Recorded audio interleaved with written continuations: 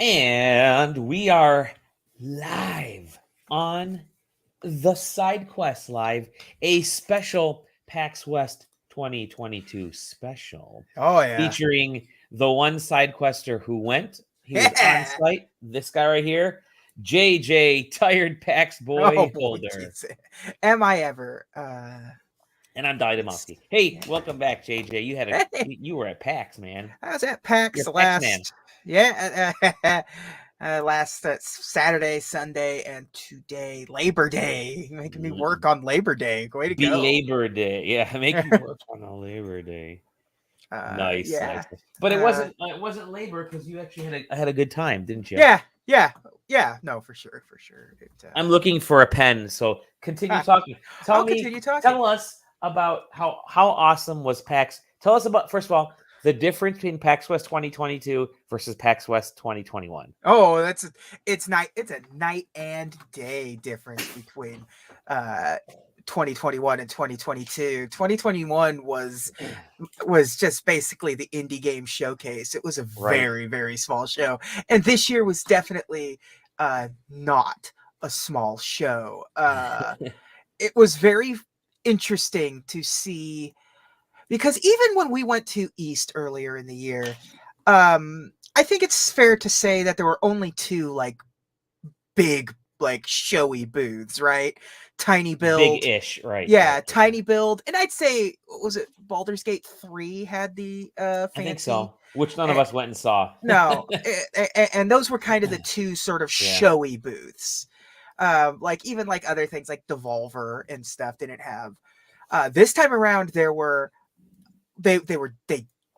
just nothing. There were no big booths at 2021. Nothing. This year, we were back into big booth territory. I guess you could say the biggest booth at East was the Intel booth, which wasn't too, but it wasn't a showy booth. It was just a bunch of stuff. It was there.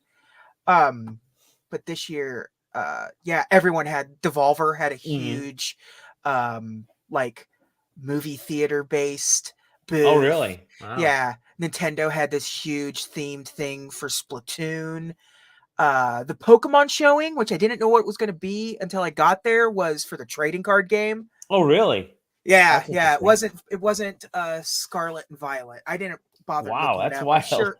Yeah, it was massive, and the line capped off every time you were there because it was like a primer, and it was you get cards and stickers. It was a thing, and everyone was very excited to do it. Tiny Build had their same booth. Baldur's Gate had their same booth. Sega had a big booth. Sega did, huh? More Sonic? No Sonic, actually. No Sonic. It was Company of Heroes 3 and a couple of other what you don't think of when you think of Sega. It was more of the it was more of the low key Sega games, not the mega ones.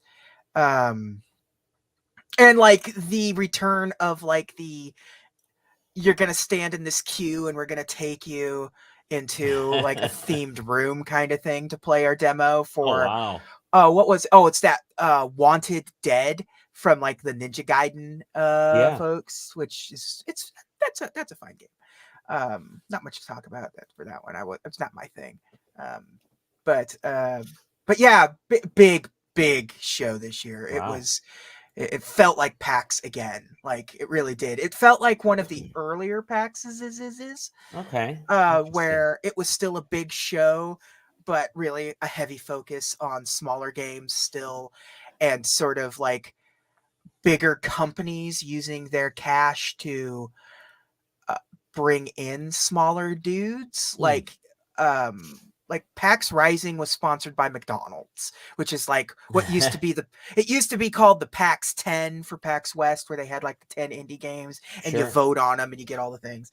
That's now it was the PAX Rising sponsored by McDonald's. McDonald's had a booth there where if you proved that you had the McDonald's app downloaded, you got to play some claw machine games to win McDonald's swag, like a French fry shaped phone holder and McDonald's Awesome. lanyards and socks and keychains and weird McDonald's stuff. It really was AMD Republic of Gamers. It was these boos were the ones like that were there, and what I'll talk about some of the weird like games that I didn't expect to play, but were just kind of randomly at McD swag. Yes, I love McD swag.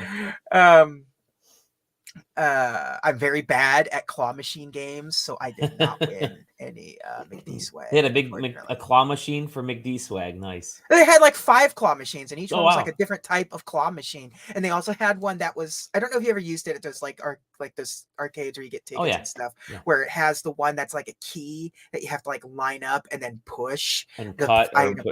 Yeah, it's a pain, man. I hate those. But yeah, it was wild. Cool.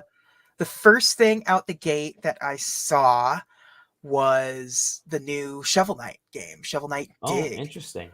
I love Shovel Knight. Shovel Knight's one of my favorite modern indie games of all time. It's so quintessentially JJ in a way. Like it's this 8-bit. It's DuckTales, man, and I love DuckTales. I mean, you got the little thing. This one sort of takes the idea of Shovel Knight and mixes it with Mr. Driller in a way. Okay. Like it's like a dig dug kind of like you're digging downwards. A little downwell, a little Mr. Driller. Yeah, a little downwell, a little Mr. Driller, and you're trying to like you're digging with stuff, and you got your typical Shovel Knight fights and stuff. But at the same time, you're trying to not get hit by like traps. It all feels like the digging from Super Mario Brothers 2, where like you're trying to like, where like, like when you're digging down and you're trying to like get the coins that are over there, but then also like what is it? Phasmo, the mask is like flying around. So it's like, I got to dodge that. And it's like Mega Man in its own little way too. Like some of the more vertical levels of Mega Man where it's like things are coming in from the side. So you got to like maneuver left and like, it's a really interesting, it feels like Shovel Knight, but they like kind of spun it on its head. It's the visuals are definitely a little more, I don't want to say modernized, but they're more 16-bit. I was gonna say it's definitely the Mega Man X upgrade. Like it's definitely it's updated, it's fine-tuned. I absolutely loved playing this game. And it's coming out this month, right? The 23rd, I think. I think so. Yeah. And then right from that, I played this because there was no line, and it was right next door to what was going to be my first appointment of the show, and that was at the limited run / Way Forward joint booth to play River City Girls 2. Did you play River City Girls 1? A little bit. I played it a little bit. Yeah. So I mean, it's a very classically inspired. I mean, like it's no mistake that it's called River City. It's definitely a River City game, but done by Way Forward. I've always been a big fan of Way Forward. The Shantae games are always great. Like they did the Contra 4 on the DS, which is one of my favorites, one of the best DS games, and the Alien game that was on the DS is also very good, and Mummy Demastered. I still got that Alien game, yeah. Yeah, Boy and His Blob, they did that remake and stuff. Like they do a lot of really good classic retro-based games. And so when they did River City Girls 2, I knew it was going to be a hit out the gate, and it was. And so obviously, naturally, that means sequel time, baby. And so here we are with the River City Girls 2, which is a much bigger game. It's still a traditional side-scrolling beat-em-up, but it's now 4-player co-op. Which is that's cool. Absolute chaos. I kept losing track of where I was, but not in like a negative way. Like I didn't feel bad about it. It's just like there's so much happening. And everyone's got their own special moves, and everyone's unlocking different moves. Rich boy. I like that. Yeah, rich boy. And yeah, I'm just fascinated by how much it's in a way an open world game. It's got this big map. You have like your phone that like shows you the open world map. I got to talk to the director after my showing, and what he was describing was fascinating, because I asked him, I said, is this the natural progression of River City Girls 2, or is this more of a, I didn't get to do everything I wanted to do in River City Girls 1 and now I can? And he said it's both. He definitely sees this is where it was going, but there's definitely like the open world element was something where it's like, you know what, we just need to refine it. We just need to have it be out the gate, we just need it to be pretty, pretty linear. Yeah, boy, that Arc Systems is always they know what to publish, man. I am a big fan of like Guilty Gear and their fighting game stuff. And obviously River City Girls 2 here is no exception. But he told me that one of the things he told the team was that he sees like sort of the world of this as like Elden Ring in a way. Oh, wow. You can do what you want in what order, like there's no order to like fight bosses and everything. You can go about it how you want. And it's a lived in world. He was describing things like you don't really see it in the demo that you're playing, but he's like, you will go to a place and a car will be parked there, and then you'll come back later and the car won't be there anymore. Day night has different things. He says at night you can like hear like more you hear more crime going on in the background. It's pivoted into the idea of like sound design in the game, and boy, it sounds like they went above and beyond in terms of sound design for this game. Like everything's kind of got its own special sound. Day night cycles have their own special sound effects. Where you're at, he says, like if you get too close to a fence in the corner, you may hear like a dog barking at you. And he said there are secrets hidden everywhere in the game. Wow. There are just nothing but secrets hidden in the game. One of the secrets he told me, because he was like, I told the team like, how much of an asshole do we want to be? And he figured, and they kind of just decided on what, be as big assholes as we can to hide some of these secrets. And so like, I'm not going to give away the secret to like one of the secrets that is hidden, but when he told me, because he didn't tell me where it was, but he did tell me how to find it, and it made me like, it's like that's legitimately evil. So I'm very, very excited about River City Girls 2. Cool. I think that's a great game. I saw I saw the new Ghostbusters game.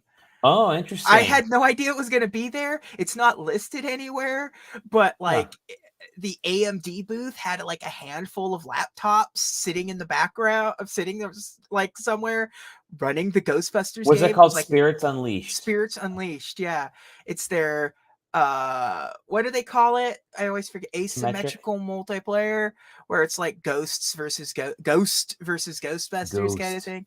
It was like an alpha build, and it was boring because it didn't really seem like there was much of a game there yet, but it was just kind of fun to sit there and sort of like do a first person Ghostbusters thing in a museum, and like you would like see alerts and you're going to like run off into the corner to like, oh, there's ghosts in like the Egyptian exhibit. And so like you run there and you catch up with your teamates that are there, and they're already fighting the ghosts. Here's the dev team playing the game. Yeah. Well, those are sure graphics. Yeah, those sure are. People. Those are definitely people. Like, this game is still, you can tell, super early. Like, it's still compiling itself. I actually do like the atmosphere they've got going on here. It's actually kind of nice. Yeah, no. It's like playing it. You can see it. You can see what's going on here. It's not there yet. Like, it's that alpha gameplay thing that you see on the underneath our faces there was plastered all over every screen. Got like, it. It's definitely just just starting to come together. I'm sure there's a more complete version that's just not ready for primetime yet. But speaking of weird games that just kind of popped up at like a booth, that I think it was, I can't remember which booth it was at this point. I think it was the Intel booth, but I can't remember. And it was Lies of P, which just made its like debut at Gamescom. So this was like the first American hands-on of Lies of P. And I said it in the before we went on air. There are 3 types of video games right now. Maybe 4 if you really stretch it out, but it's definitely FPS, Metroidvania, and Soulsborne. Okay. Every booth you go to has one of those in some way, shape, or form. And Lies of P was definitely it's Dark Souls set in the Pinocchio universe. That's so wild to me. It's so wild. I'm terrible at it. I got to the boss fight of the demo, but I am not good enough for this. And I did not beat the boss, but I got there. That's all I care about. Okay. I got there. It's definitely going to be somebody's thing. Somebody's going to like that game. It's not me. I wish I could, because I do like the atmosphere of that game. It's very weird. It's definitely got a weird sense of humor to it too. Like some of the voice acting that you heard in it was very like Disney-esque in a weird way, like high pitched, like, oh boy, kind of weird. Really stuff. pushing it, yeah. Yeah. Or like it's supposed to sound like it's just this wild thing. But yeah, it's definitely not for me. I played One Piece Odyssey. Okay. Which is the new One Piece video game. It was Bandai Namco's big like that, and Dragon Ball Breakers were their 2 big showings. Dragon Ball Breakers is not gacha games and Match 3. Yeah, those are also the other genres that you can get. Genshin Impact had a significant MiHoYo had a significant showing at this thing. But where was I? I was talking about One Piece Odyssey. Yeah, One Piece Odyssey. That's a good game. Okay. The version they were showing was the PlayStation 4 version. Okay. And it's I don't want to say it's like low budget in that sense. It doesn't have high production values, but it's definitely higher production values than you're used to for like a licensed RPG, because that's what it is. It's an RPG. It's basically what if One Piece was a Tales game. What if? Right. Yeah, because it has a lot of that Tales of feeling for everything. I really dig it. I don't think I'll ever really play it, because I already consume my life with enough One Piece. Yeah, you guys got me into it, so now I'm reading it. I'm not certain that I need to consume myself with a 80-hour RPG to go on top of it, but it was good. It was very good. I'm glad I played that. I wasn't going to, but then there was no line this morning, and I'm like, you know what? Screw it. I'm going to play it. Speaking of lines, was there? Oh, you weren't there early enough to experience if they had a media hour. They did have a media hour. It was Friday, and I wasn't there Friday. Got it. But they did have a media hour. You were there Saturday. Okay. I was there Saturday and Sunday. But today. So there's that. And Dragon Ball Breakers, the Breakers or whatever. I don't like that game. It's just a weird asymmetrical multiplayer game where you play as normal people trying to fight a Dragon Ball enemy, and it's fine. It's fine. It's well made, but I just don't care.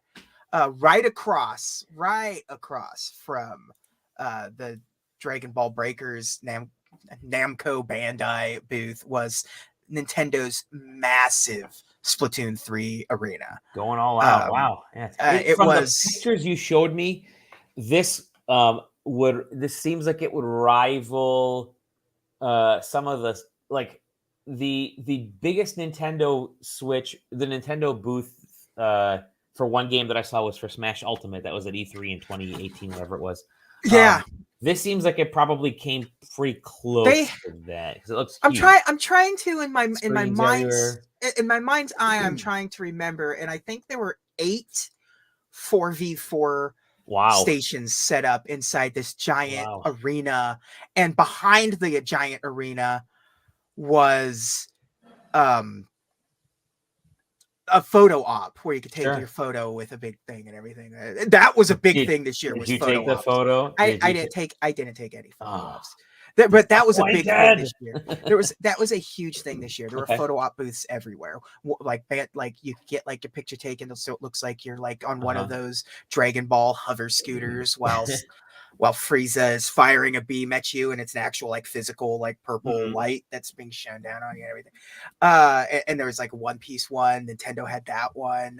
There was a Monkey Island photo op thing on one of the top upper floors. There's just photo ops everywhere. They were just like printing them out and like, here's your photo, loser, go. But no, Splatoon 3, man. I mean, it plays. Have you heard about it? You guys have heard about Splatoon? Have you heard about Splatoon? Have you heard about this? Have you seen this? Have you heard this? Have you heard about this? It's my Jay Leno. Yeah, great. Yeah, worked really well. Yeah. But if there's one thing I can say about Splatoon, first of all, our team won.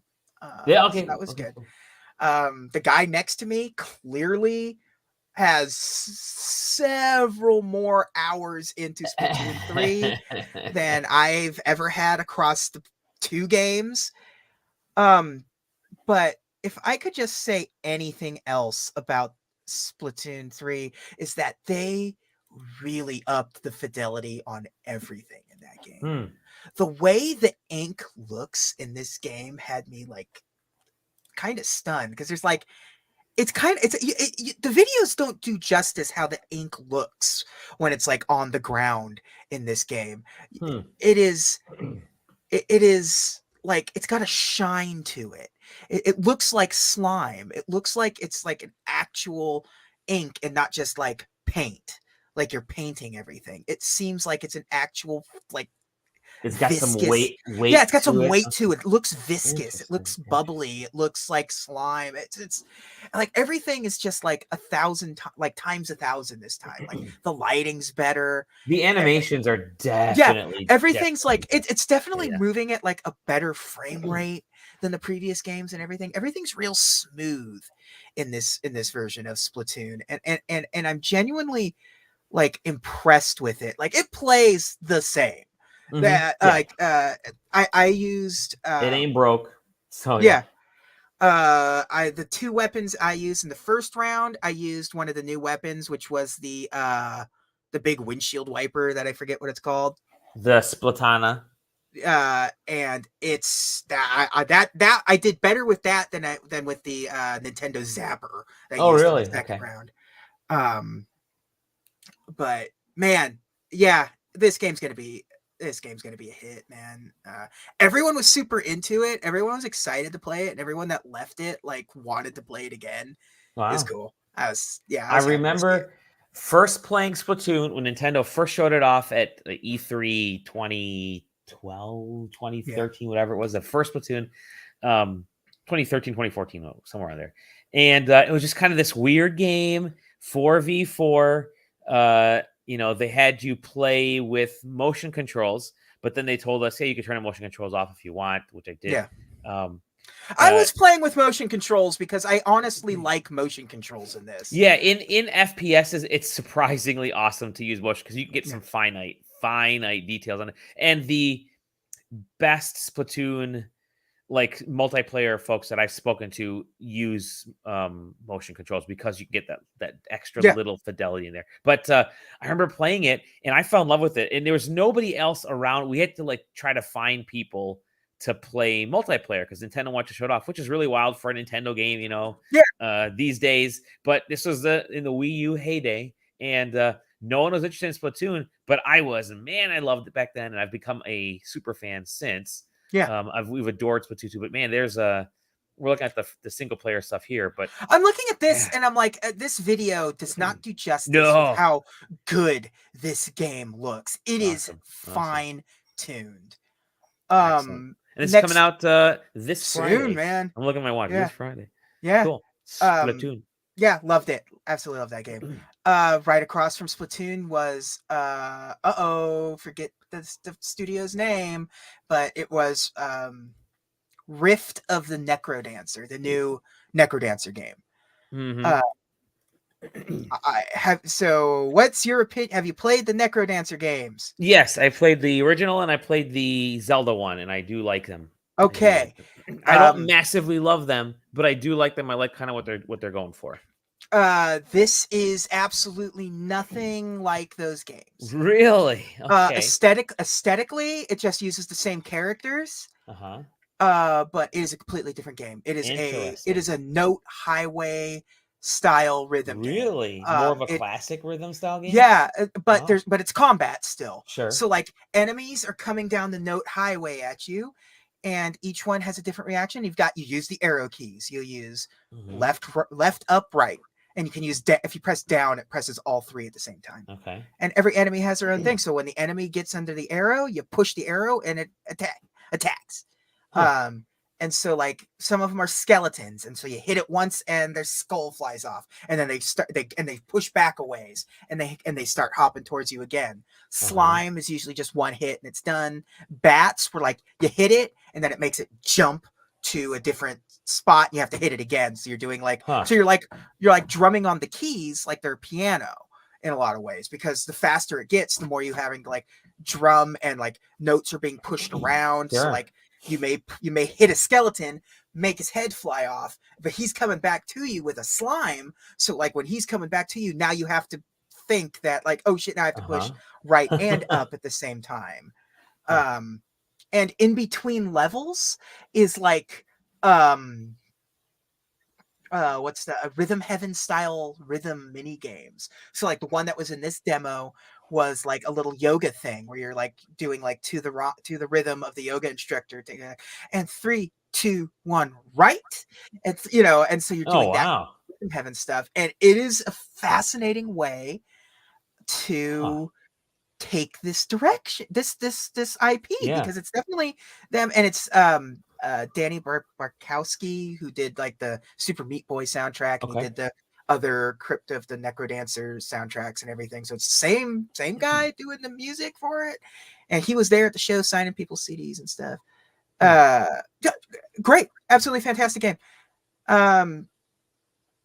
Let's see. Next up, we will go to what was one of my games of the show.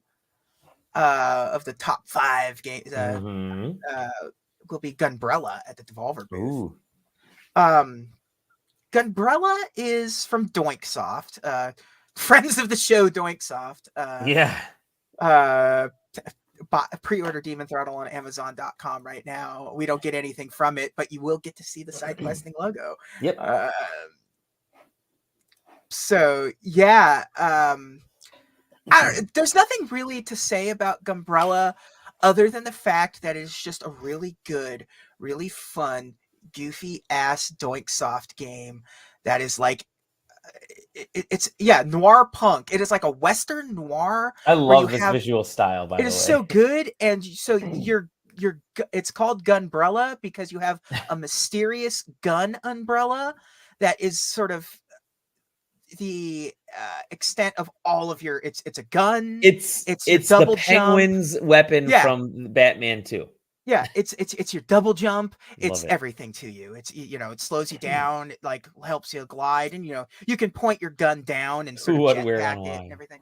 It's coming out next year, and Jesus, man, it is a blast to play. Awesome. It's got a good sense of humor because it's also one of those games where it's like there's a mystery afoot, and all the characters have something goofy to say.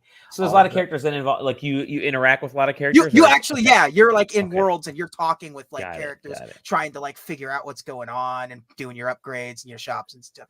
And yeah, it's like all these like that's as you can see right there. Like some of them are enemies, some of them are just not. But yeah, man, shoot down. That's so cool.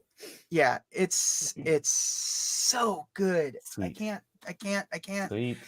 This is definitely one of those things where Zach has turned me onto Doinksoft games as a whole now. Like when I was there, I bought Demon Throttle because I hadn't bought it from strictly beforehand, but I have it pre-ordered on Amazon. But Devolver was selling it there. So I got the limited edition version of Demon Throttle. I got the regular version. And I've got it right here. It's got this really nice box and it's numbered and everything. I've got number 8005 of 9000. But yeah, man, Demon Throttle's great. And this is the same. This is Doinksoft, Gato Robo, which is also a phenomenal game. And now this one, it's just like 3 for 3, man. 3 for 3. Yeah. Devolver is really just because Devolver had a lot of other good stuff at the booth.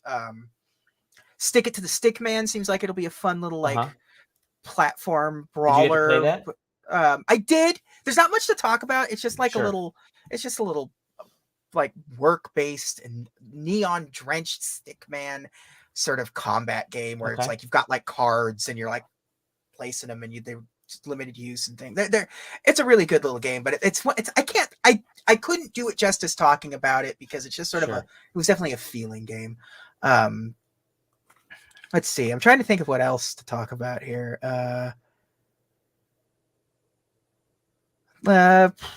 I guess I'll just get to the rest of the if I think of something, I'll just get to the rest of my it'll pop into my brain.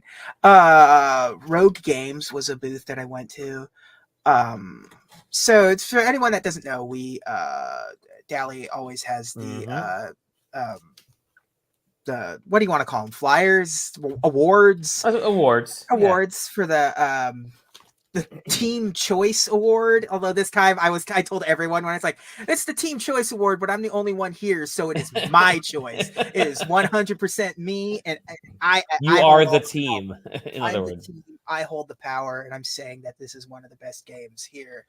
And in this case, I could have given every award to the Rogue Games booth. Wow, cool. If I wanted to, because every game that I played there was absolutely incredible. My sit down demo time because I made an appointment, so I got to sit on a nice comfy couch and play them on a big screen instead of standing next to a thing. So I got to pick the games I wanted to see. I could have seen them all, but I had to go to other appointments, so that wasn't going to happen. So the 3 that I chose first and foremost was Sprawl. Sprawl. It is a boomer shooter. It is like, I think he said it was like the people involved worked on Quake. And you can see that Quake lineage in this game. It's fast. It's got wall running. It's got like this like slowdown kind of mechanic that refills when you get headshots. I haven't seen it anywhere before. Like, this is my first experience with Sprawl. I don't remember this being at East, although it might have. It's just like I was saying. I don't think so. Everywhere, every booth you go to, there's at least one FPS, one Metroidvania, one. It's a requirement in a card game. Yeah, and there's cards. There's a little bit of running along walls. Yeah, wall running, and there's the slowdown, and it's just fast. It's bright. It's obnoxious in a way, but not in like a like an in your face 90s way. Just like this, like there's stuff coming at you, man, and you got to slow down because you're running out of bullets, and you're slow down, and you need to make headshots to start getting your. It's like Doom in that sense, the 2016 and Eternal, where you're more likely to get your ammo from getting a glory kill or using your chainsaw or your health or whatever than finding it in the environment. And it's a great way to play a first-person shooter. It feels good. It feels solid. I suck. Do not for 1 second think that I was embarrassed for myself and the website. We were embarrassed having you there. Yeah, I was not the person to like have this on a giant screen. But hey, man, you know, the person that I was next to, like I reckon it was Craig Harris, who's like one of the big wigs of it, and he used to be like one of the top dogs at IGN and everything back in the day and everything. So it's like I know who you are. And I feel bad now. And they had a panel with Reggie. Like Reggie works close with these people, clearly. Yeah, yep. Like it's your boy Reggie. My boy Reggie. He wasn't there, unfortunately. No, he was supposed to, but not at the Rogue Games. Not. He was at the Rogue Games panel, but not at Rogue Games. I didn't expect. I was just making jokes more than anything. The next game up I saw was the Last Case of Benedict Fox. Okay. Which is a game when they announced it at Gamescom, right? It was the Xbox. No, it was the Xbox thing. Yeah. And I think we were both very excited for Benedict Fox because it is a Metroidvania. 3 of the games at this booth were Metroidvanias, by the way. Okay. But they were all completely different type of Metroidvanias. This one's really like of everything I played, there was kind of my least favorite. I'm not saying it's bad. It's just like everything else was so good that like it overshadowed it. Everything overshadowed it because this is all extremely this Lovecraftian. They call it a Metroidvania, although to be fair, I think it's more like flashback. Okay, yeah, sure. Than a Metroidvania. And so you kind of have these 2 worlds that you are exploring. You have the mansion, and you have like Limbo. And so Limbo is where all this combat and crazy shit's happening and everything. And the mansion is where you're like piecing together the story of like your dead father in a very Call of Cthulhu way. I'm sure you've read Call of Cthulhu, and that's what the story is. He's found his uncle's lost stuff, and now he's piecing together what the hell happened. And I'm going to assume a similar situation's like, well, I'm in too deep now. But he's also possessed. There's like he hears a voice in his head, and you can see the demon that comes out of him and stuff, and it helps him like do like your double jump is like the tendrils of the demon coming out and like pulling you up and stuff. It's I only have 1 attack in the demo, and it's just your dagger. I don't know if he gets more, but that's what you have. So basically it's like dagger, jump, roll. So it's it's very flashback or Prince of Persia. With a spooky it's kind of visually is like what if some of the more recent Monkey Island games were spooky as opposed to silly. But yeah, it's good. I like it. I'll keep my eye out for it. But the rest of everything else I saw was really good. The next up I will talk about is Cookie Cutter, which is one of my games of the show. Oh. Would you like to guess what the genre is? Cooking. No, Dally. It is a Metroidvania. It is a Metroidvania. It is hand drawn. You are a robot with some like that looks like she's an old like diner waitress with some just a bad attitude, and it's gory as hell. It's just like it's more of a brawler. Oh wow, like, check that out. Yeah, it's a Metroidvania with like, but it's a brawler, and you got like all these combos. You have like your strong attacks are like in this version, there's like a weapon wheel that you can select to. You only get 2 choices, and it's like an electric guitar and a chainsaw. And you have like this robot fit. There's the chainsaw. You got like a robot fist, and like certain enemies can only be beaten certain ways. And like it took me a while to figure out the boss fight, but like the boss fight was like you have to do like a perfect parry to like knock down. You see, there's if you look back at that boss fight, there's 2 health bars. You got the health bar on top, the red one on top, and the blue one on the bottom. And the blue one is sort of like their stagger bar.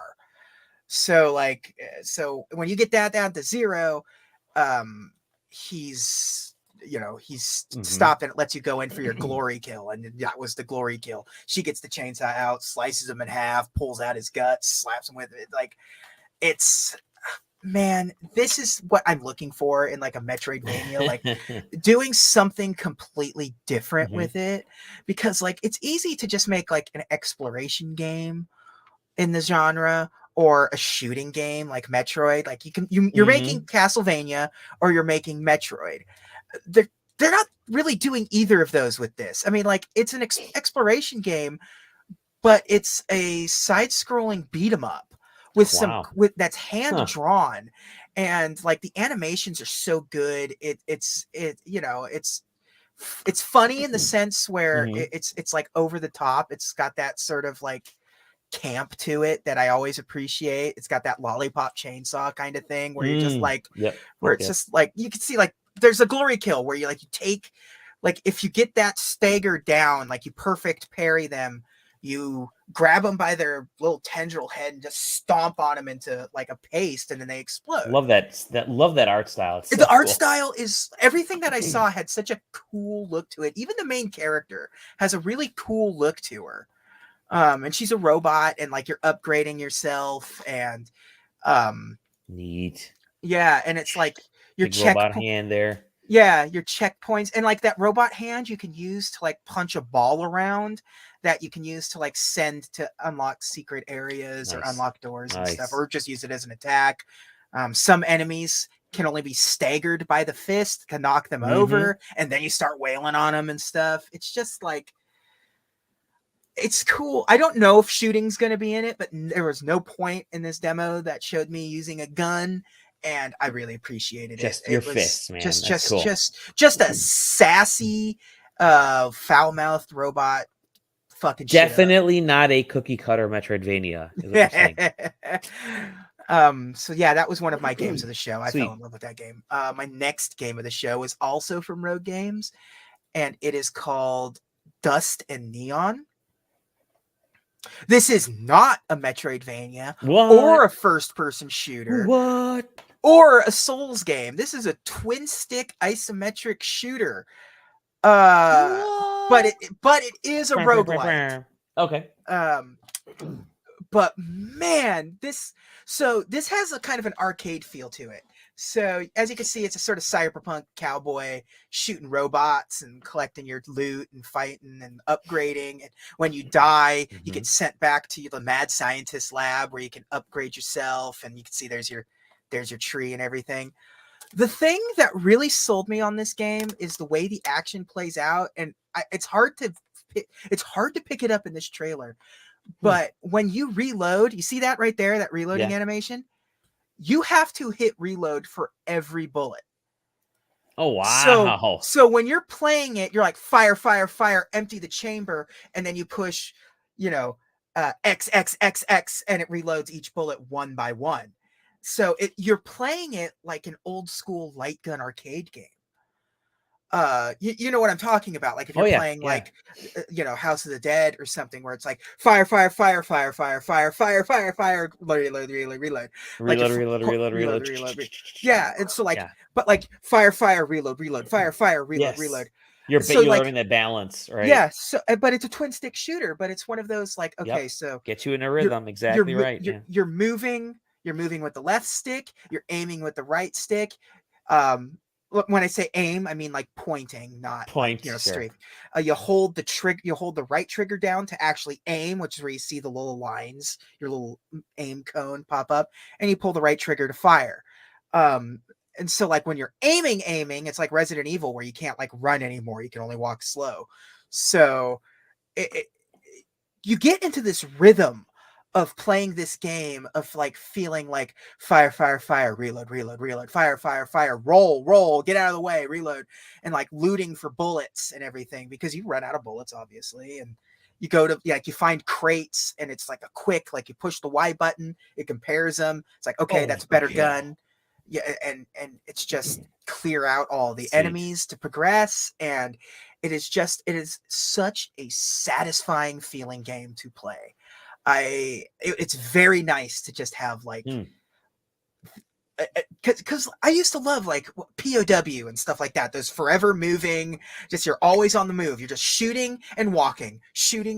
But to like take that concept and like modernize it and add roguelite elements to it, and that the getting stuck in a rhythm of just the combat. There were times where I'm sitting there. I went back and played it again after my demo just to sort of get a feel for it again. And it's just like, I was so much more efficient the second time around because I understood the rhythm of the game. So you're sitting there and you're just like, and it's a roguelite. So it's like, it's a little randomized too and everything. So it's absolutely one of the best games that I played at the show. Sweet. I think it's probably my favorite game that I played at the show. It's very much a JJ game. So I was very excited to play that. It's 2023. Cool. 2023. Most things were 2023. Yeah. A lot of small teams working on some pretty big ideas. I guess I'll just talk about Melatonin. It was in the little like if you go to PAX, you have like the PAX Rising, and then they always have this little like section off to the side that is just like the even more indie games that are like flanked by Rivals of Aether. It's just how it always is. Right. And that's what this is. Wow.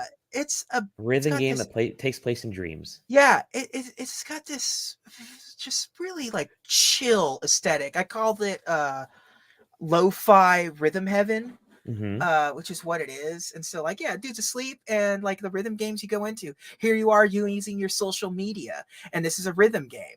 So he's gonna jump, and you've got to time the rhythm. I was horse shit at this particular rhythm, this particular one, because once I screwed up, I could not get myself back into the rhythm, because you want to push A when the button's depressed, as you're watching it. So right. When the button goes down, you push A and it shoots him up.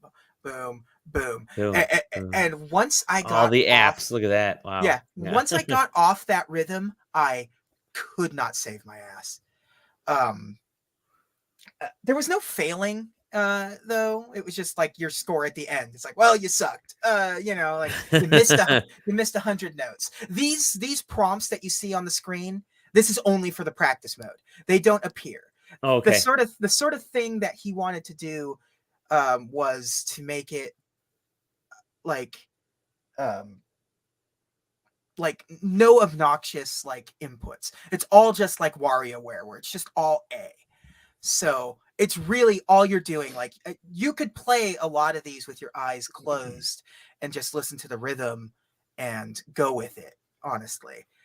But you wouldn't want to, because it's a gorgeous looking game. It really is. Yeah, it is. The other ones that they showed, I don't know what else is in this trailer.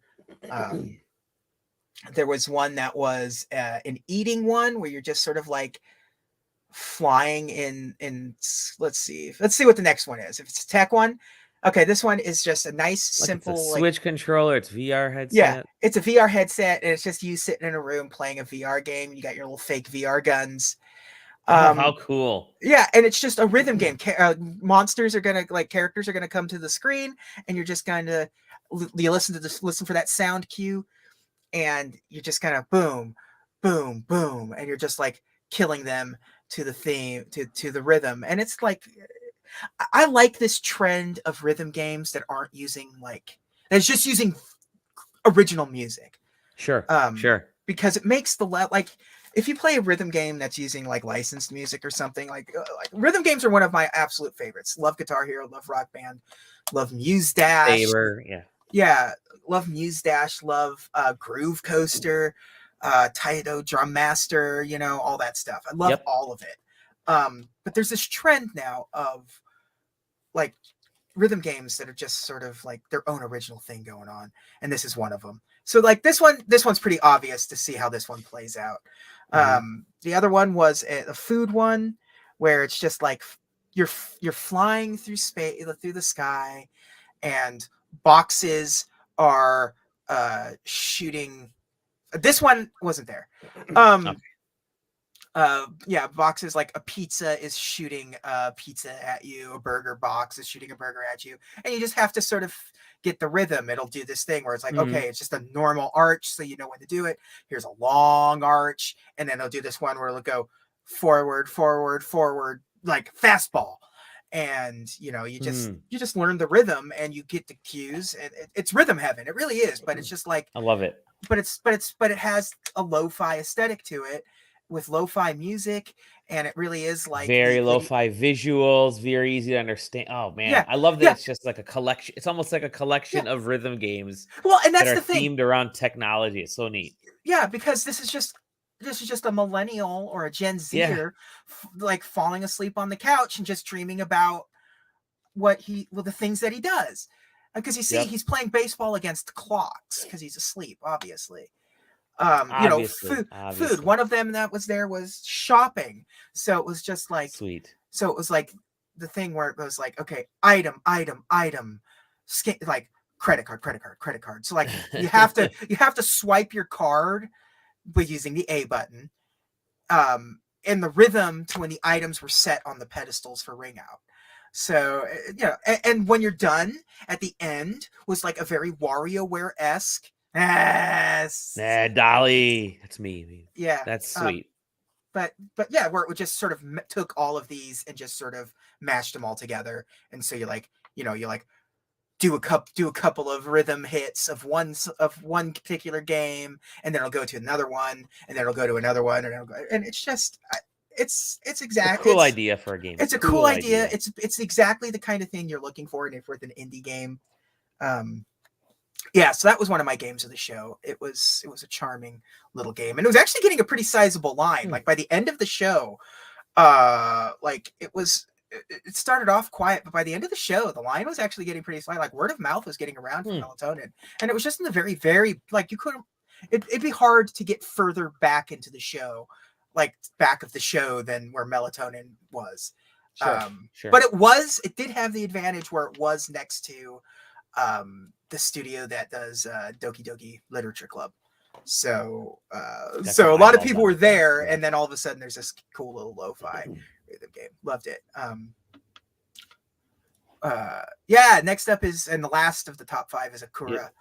Has all of the aesthetic of a Zelda game on the Game Boy Color. Love it. And it is all puzzles. Everything. I didn't experience an ounce of combat in this game. It really is just sort of like figuring it out. You're pushing things around. You're trying to get the guys. When I was done, was like, geez, you're like doing like speed run strats for this thing. Like it's like that star that I got at the end was the end of the demo.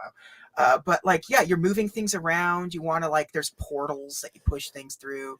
It totally reminds me of Solomon's Key. It's exactly what it's like. It's like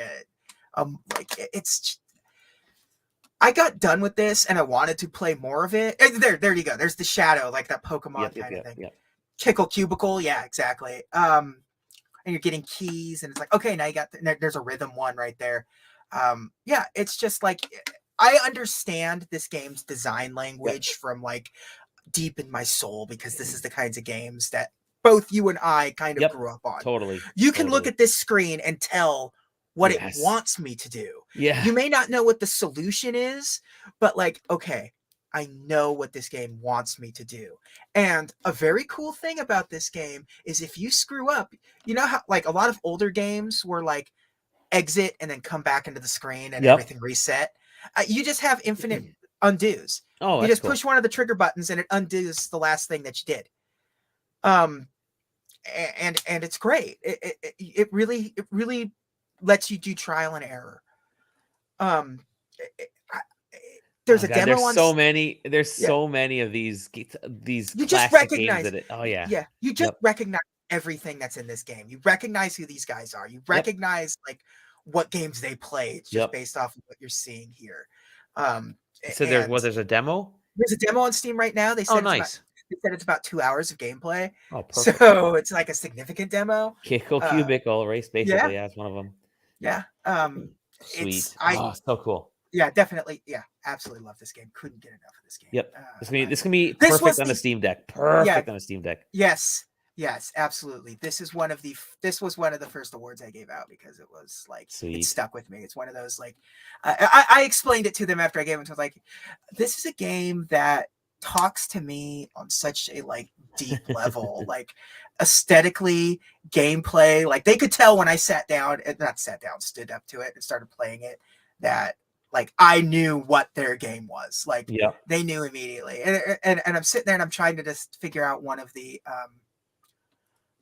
puzzles, and he's like, well, you can see it's really hard to get that box across. You can't get it across those two spike pits side by side.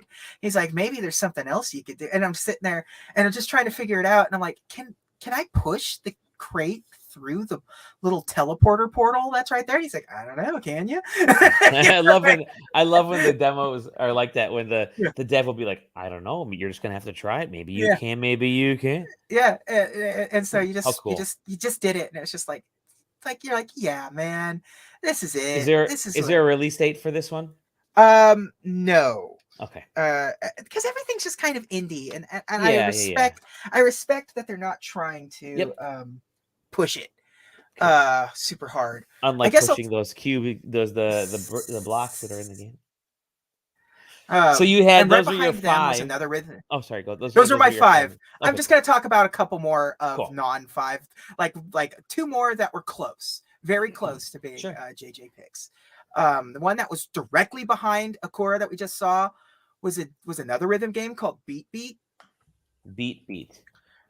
Yeah, man, it was just it was a rhythm platforming game. I've heard of this one. Okay. Yeah, it's in early access. It's not like it's like version 1.0 is supposed to come out like next year or something. But it just if it wasn't for melatonin, like giving a hit of melatonin, I would have like given this one of the awards. Sure. It's like it is like JJ's award of achievement kind of thing, because it's a very simple concept. It has an almost Elite Beat Agents feel to it in a way. You're in this demo. I don't know. I didn't talk too much to the person that was showing it off. I just kind of got consumed in the game. You're just you just got like a little cube that you're like, a square that you're moving around, and like the right trigger jumps. Okay. Like left stick, right, typical like the reason right trigger jumps is because the face buttons all are the rhythm buttons. Huh. So as you're moving along, it's kind of what's the game I'm thinking of? What was Impossible Road? That kind of thing, where it's that kind of rhythm where it's like it's a linear thing and you're like jumping across like different, like you have to just kind of get into the rhythm and you have to make like sort of perfect attempts and things. So you're just this little box and there's a note that comes up. And if it's like pointed down, then it's the A button. If it's right, it's the B button. If it's up, it's the up button, or the Y button, because I'm using an Xbox controller. And if it's left, it's the X button.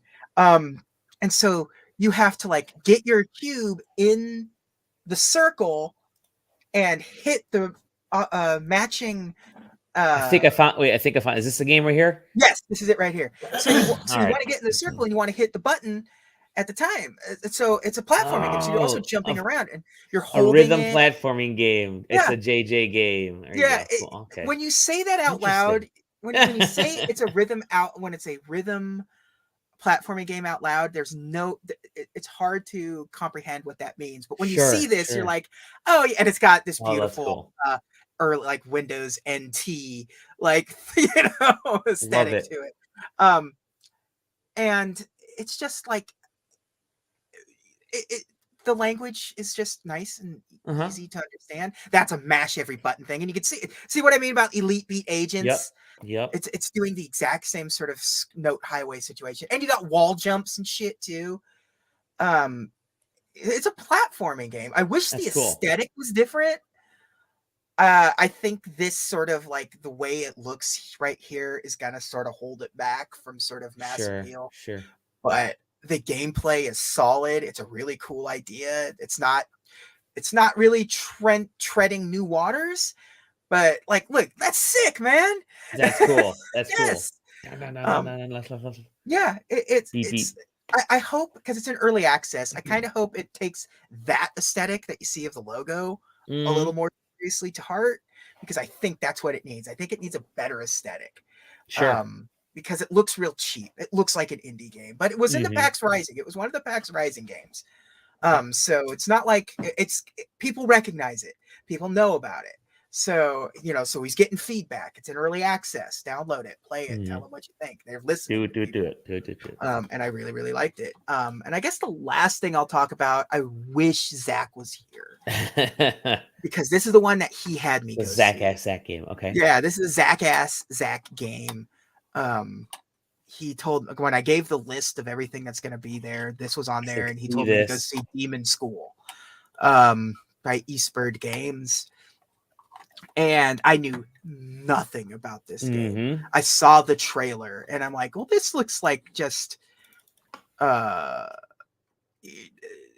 like somebody made Fire Emblem out of I was gonna say Fire Emblem out of Persona, but they did that. Yeah. But like, it's not. I mean, it's definitely Persona. Don't get me wrong.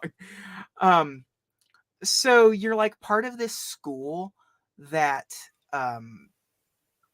if your grades get too low, they send you to the demon school.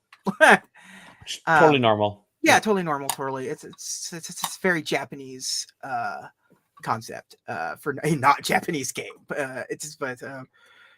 It's got great aesthetic going on. It's got that voxel graphic thing, but it like changes like when you're in like overworld stuff, like you're just like in like sort of like the talking with people section. It's like big sprites on the screen and stuff, but like little itty bitty avatars that go like low fidelity, but then like here, these low fidelity, they don't have faces anymore, but when you get in like combat stages and stuff, they become I love that. Oh wow. Holy cow, detailed. HD 2D, baby. Yeah. And then you have this, which is just like your typical Persona kind of thing. And it even has like day-night cycles. Oh, wow, that looks so awesome. It's so Holy cool. Cow. I had no idea what this game was. And it's hard to explain. They gave me a book because they don't have a tutorial in the game yet. And like also it doesn't have like exits in any of the other stages. So they're like, they have to sell you. It's like you have to push the Y button. So neat. It looks so cool. And what it doesn't tell you very well in this trailer is you're trying to chain things together in those attack stages. Is it like a tactics style game? Yes, it's definitely a tactics style game. I want you to find me a level. This is a boss. The bosses are different than the attack stages because they're like 3-dimensional. Oh, wow. So Holy they're cow. 3-dimensional. So and I'll explain that boss fight in a second right there. That one where he's going for the bridge. But I'm just looking for like one of the stages. This is a boss fight. Who knows it? No, I don't think any of the stages are. No, go back. I think I saw one a second ago. It was like when there's like right here ish, but try to find a stage that looks where you can see. It's towards the beginning of this trailer. Was it towards the beginning? Okay. Yeah. We'll start at the beginning. I'll tell you when to pause. I'll talk. Necrosoft is a very good name for awesome a company, especially doing this. Let's see. Not there. Getting there. I feel bad for dragging it down, but okay, it'll be here. Right here. Stop. Oh, come on, Dally. I expect better from you. I don't know why. Okay, so this is a good. You can see the grid right here. Yes. So you have your 4 characters. I'm pointing at my screen. You can't see that. You have your 4 characters. Yeah, your 4 characters. Each one has their own sort of like thing. Yellow ascot dude is the healer. Blue hair is kind of got. It's hard to explain hers. She can't do it like damage, but when you like send her to an enemy, it pushes them forward a square and you go behind them, and it also stuns them. Okay. And then you have combat, and then you have like, distance and everything. So it's like your typical kind of thing. In these stages, and you see those white circles on the bottom? Right here? Yeah, those are your action points. That's how many moves you can do. Total, completely?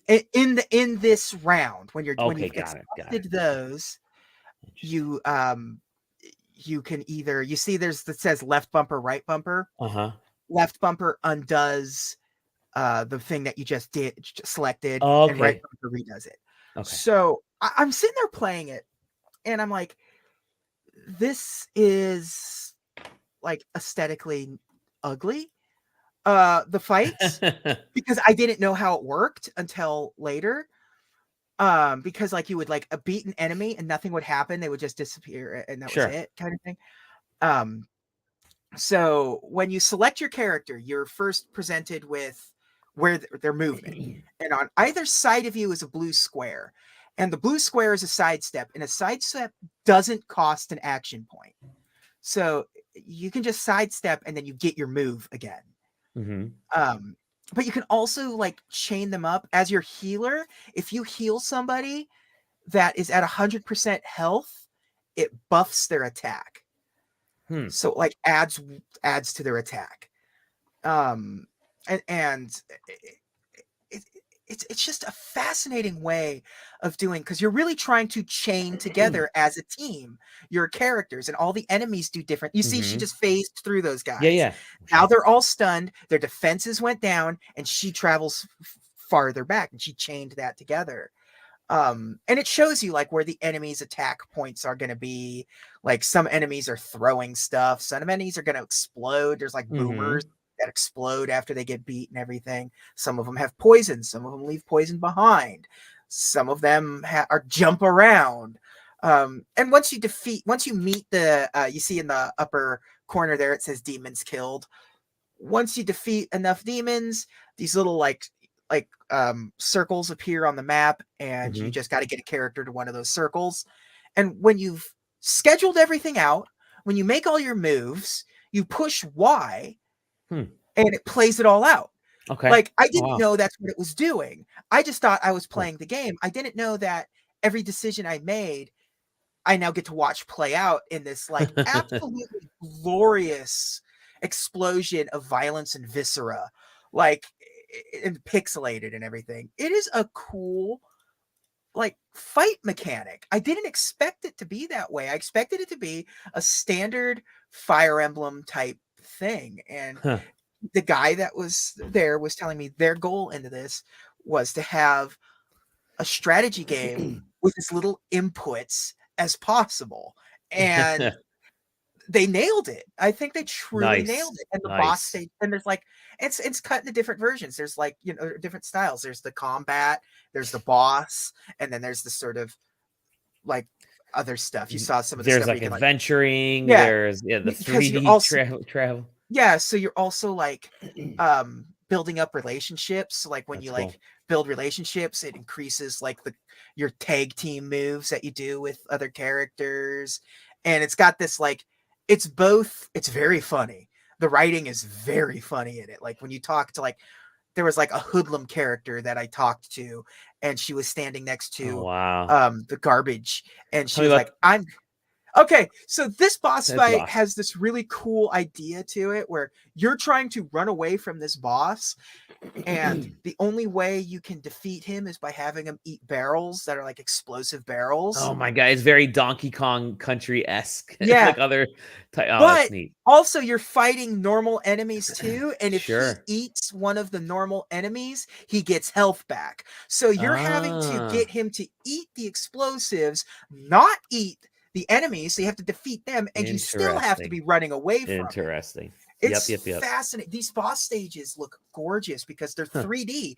Everything's pixelated until you get to these boss stages, and then there are these like weird PS1 low poly bosses, and it's like, honestly, I want more time with it because it's not coming out till next year. There's a lot to go here. I hope it doesn't wear out its welcome. Like its concept. Like I'm not good at this type of game, but I will give this an attempt. Okay. I like everything about it. It's the other one this was the last thing I saw, And I didn't want to I probably would have given him the award, but I wanted to give it to somebody else, and B, it'd be really weird to be like, play the game. Okay, well, here you go. I feel like it's like, but yeah, look at that. That's so cool. Cool. That is love the aesthetic. As a person that loves especially Japanese horror and like Junji Ito stuff, and also Lovecraftian stuff, like the creature designs. There's like this one creature that is just like this little skeleton man with his guts out that takes one hit and that's it. And it's done.